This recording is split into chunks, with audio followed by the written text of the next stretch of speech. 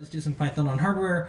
I'm going to talk about Anne's interview that she did, but first up, let's look at what's in the newsletter this week. MicroPython 1.2.4 is nearly ready. It's just about going to get released. There is a major pull request for the RP2350 support. There's a preview release available. Do check it out. And we will update also to merge up. Yeah, lots of Halloween projects all using Python.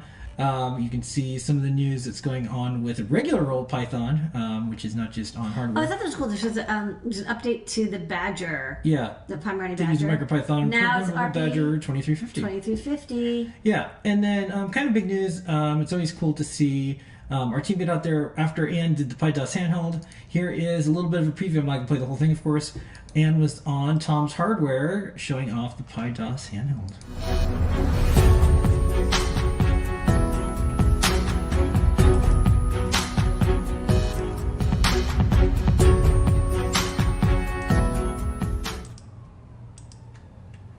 Hello and welcome to Tom's Hardware, the podcast, and that was the new intro which I made a few weeks ago now, and it seems to have worked all right. It did stick a little bit, but you know, teething troubles. I'm good with that.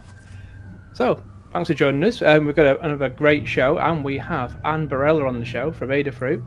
Hi, Anne. Hey, Les. Good to be here. Always good to have you on the show. It's fantastic what you build, and I'm loving. We're talking before the show, and you can see in the background about A little bit of a preview. Watch the rest of it. It's linked in the newsletter on our site. This is delivered to you every single week from adafruitdaily.com. No spam. We don't harvest your email. We don't do anything like that.